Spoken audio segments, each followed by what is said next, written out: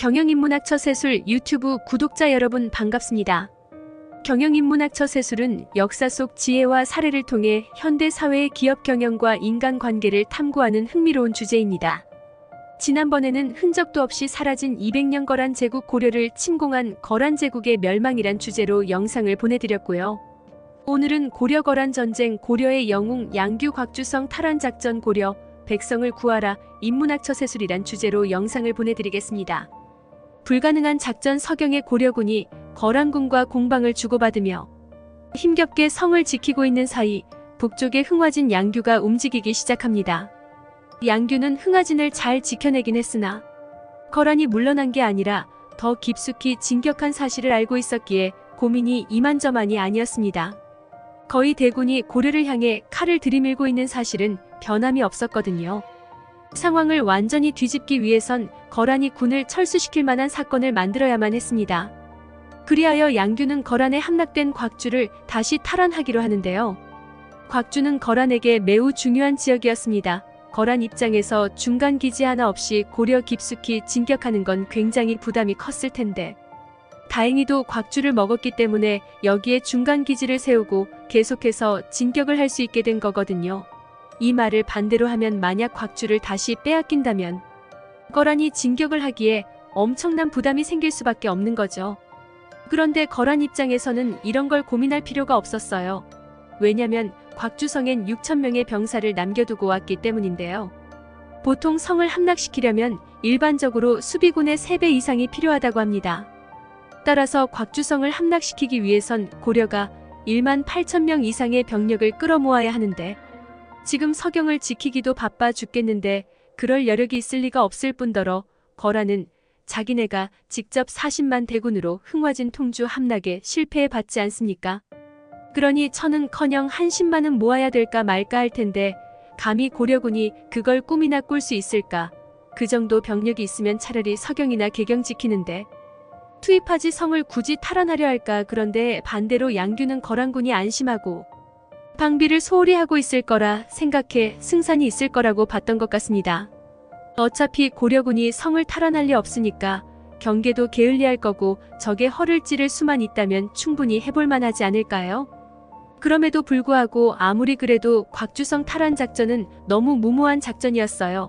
흥화진에는 애초에 병사가 3,000밖에 없었는데 이 수성전에도 7일간의 전투로 많은 군사가 죽었을 겁니다. 그러니 양규가 동원할 수 있는 병력은 고작 700밖에 안 돼요. 군사 700으로 6,000의 거란군이 지키는 성을 탈환한다. 말도 안 되는 일이죠. 괜히 쳐들어갔다 실패하면 그냥 거란군 6,000이 멀리서 고려군사 700명 오는 것 보고 성문 열고 뛰쳐나와서 정면으로 붙어도 거의 10대 1 싸움이에요. 그래서 고려가 전멸하면 흥화진마저도 위험해지지 않을까요? 물론 잘 되면 좋죠. 근데 승산도 없는 싸움에 이렇게 큰 리스크를 감수하면서까지 굳이 실행을 한다. 흥화진 내에서도 반대하는 사람이 많았을 걸로 생각됩니다. 하지만 양규는 기어코 작전을 실행하겠다며 700명의 병사와 함께 성 밖으로 출진하는데요.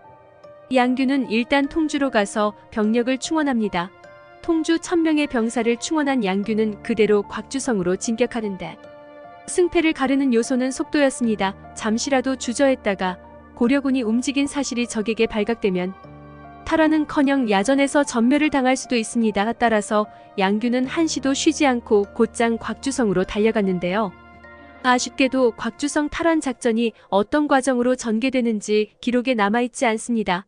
고려사저료에 적힌 기록을 그대로 읽어보자면 양규가 흥화진 병사 700명을 거느리고 출전해 통주에서 병사 1,000명을 충원하였다. 이들은 곽주로 쳐들어가서 그곳에 있던 거란 병사 전부 목을 베고 성 안의 백성 7,000여 명을 통주로 옮겼다. 이게 끝이에요.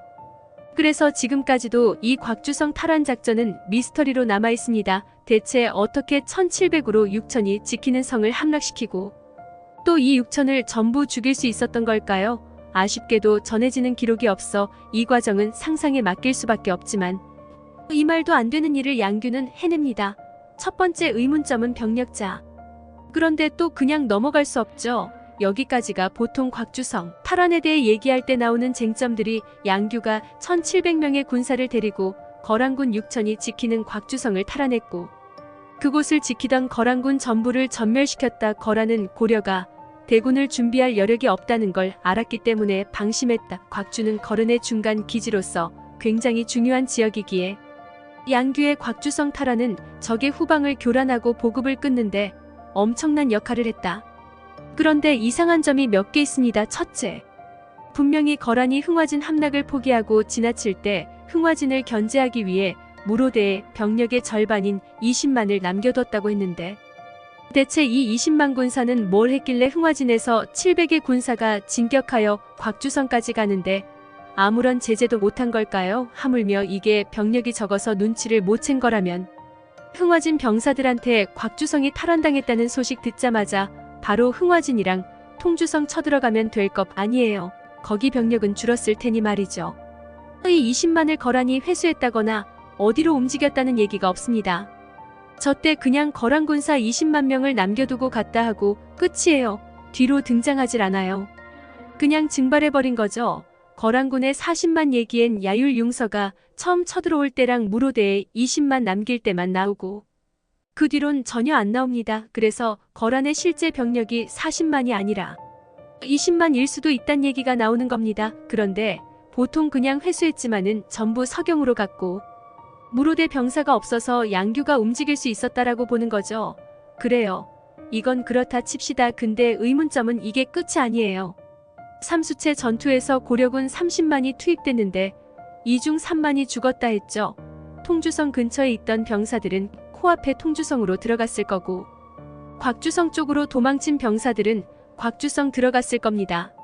삼수채 전투에 참여한 장수 중에 서경성에 있는 장수도 있는 걸 보면 서경성으로 들어간 군사들도 있겠죠. 아님 뭐 그냥 흩어진 병사들도 있을 거고요. 그럼 어쨌든 지금 27만이 살아남은 건데 얘는 도대체 어디로 갔길래 아직까지도 등장을 하지 않는 걸까요? 만약 이때 통주성으로 들어간 군사들이 통주성을 지킬 때 활약을 했고 그 뒤로도 통주성에 남아 있었다면 양규한테 합류했을 가능성도 있지 않을까요? 양규의 직함은 서북면 도순 검사입니다. 지금 전투가 한창인 서북면에서 최고의 장수예요. 그러니 이 병사들이 통주성에 있던 어디에 있던 양규에겐 이들을 지휘할 권한이 있는 거죠. 또 만약 진짜 1700명이 맞다고 해도 6000명이랑 싸우면서 고려군도 어느 정도 피해가 있지 않았겠습니까?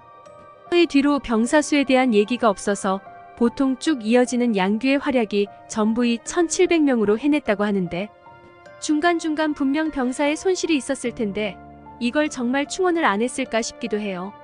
이후로 양규의 활약을 보면 1700명으로 이 모든 걸 해냈다고 보기엔 말이 안 되는 지경으로 너무 대단하기 때문에 아마 삼수채 전투의 패잔병들을 일부 활용하지 않았을까라는 추측을 해봅니다.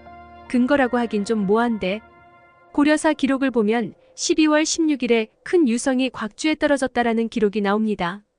그리고 고려사 저료에서 정확히 같은 날인 12월 16일 기록이 위에 말씀드렸던 양규가 곽주성을 탈환했다는 내용이에요. 자, 이걸 왜 말씀드리냐면 고려사저료 12월 19일 기록에 서경의 신사에 갑자기 회오리 바람이 일어나더니 거란의 군사와 말이 모두 넘어졌다라는 기록이 나오거든요. 좀 이상하지 않습니까?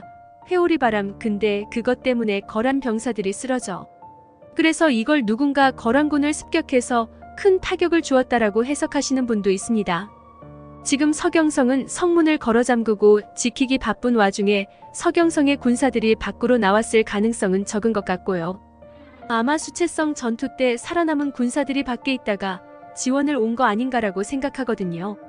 어쨌든 이런 식으로 고려사에는 어떤 전투를 미스터리한 일로 표현하는 경우가 있다라고 한다면 큰 유성이 곽주에 떨어졌다는 이야기도 큰 군대가 각주로 쳐들어갔다로 해석해볼 여지가 있는 거죠. 아니면 진짜로 곽주에 운석이 떨어져서 이 때문에 거란군이 혼란에 빠졌고 이를 기회 삼아 양규가 작전을 수행한 걸 수도 있습니다. 다른 의견으로는 성안의 백성들이 호응을 했을 거라는 의견도 있어요. 근데 성안의 백성이 7,000명 정도였던 걸로 보아 이들이 호응을 해도 아무런 저항 없이 6,000명을 전부 죽일 순 없지 않았을까요? 그게 아니면 거란이 원래 그냥 수성을 잘 못해서 그런 걸 수도 있죠. 그래서 애초에 거란이 수성을 잘 못해서 곽주성을 손쉽게 뚫린 거 아닌가라는 생각도 해볼 수 있겠네요. 두 번째 의문점은 곽주성 탈환의 의미입니다. 여러분들이라면 이렇게 하이리스크를 감수하고 곽주성을 어렵사리 탈환을 했어요. 그럼 그 다음에 무슨 일을 하실 것 같습니까? 곽주성의 군사를 배치하고 성을 지키려 하지 않을까요? 애초에 곽주성이 적의 중간 기지 역할을 못하게 하는 게 탈환의 목적이었다면 뺐으면 이제 지켜야죠. 이제 양규는 곽주성을 탈환한 다음 성에 있던 백성 7천여 명을 전부 통주성으로 옮깁니다. 성을 그냥 비웠어요. 아니, 이러면 애초에 적의 중간 기지를 없앤다라는 목적이 안 맞잖아요.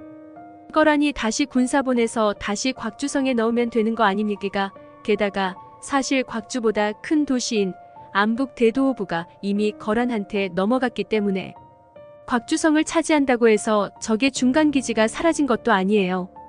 그래서인지 야율용서도 곽주성 탈환당했다니까 별 신경 안 쓰고 그냥 쭉 직진하거든요. 그럼 곽주성 탈환의 진짜 의미는 과연 무엇일까요? 저는 양규가 백성을 옮겼다는 걸 보니 백성을 구하는 게 진짜 목표였을 거라고 봅니다. 이후로도 양규는 적에게 포로로 잡힌 백성을 구하는데 아주 혈안이 돼 있습니다. 그래서 이 곽주성 탈환도 사실 적의 중간 기지를 없애려는 게 아니라 여기에 갇힌 백성을 구하기 위해 실행한 작전이 아닐까라고 생각을 해봅니다. 정리를 하자면 곽주성 탈환은 지금까지도 미스터리한 작전으로 남아있습니다. 목적도 정확히 모르겠고 과정은 더더욱 미스터리인데요. 보통 해석하기로 일단 군사수는 양규의 1700 결사대가 맞다고 봅니다. 저희들이 어떻게 했는지 몰라도 곽주성을 탈환하고 성을 지키던 거란군 6,000명을 전부 죽였고 곽주성 탈환의 의미은 적의 중간 기지를 없앰으로써 보급에 엄청난 타격을 주었다라고 해석합니다. 근데 이러면 의문점들이 좀 남기 때문에 제 개인적인 생각으로는 아마 삼수체 전투의 패잔 병들이 도움을 줬을 것이며 곽주성 탈환의 의미는 적에게 잡힌 백성을 구한 것이고 거란과 고려의 전쟁에서 승기를 잡는 역할을 했다라고 정리할 수 있을 것입니다. 경영인문학처 세술 유튜브 구독자 여러분, 오늘은 여기까지입니다. 계속적으로 경영인문학처 세술이란 주제의 영상으로 보내드리겠습니다. 이 영상이 유익하셨다면 구독과 좋아요 꼭 눌러주시면 감사하겠습니다. 다음 영상에서 또 만나요.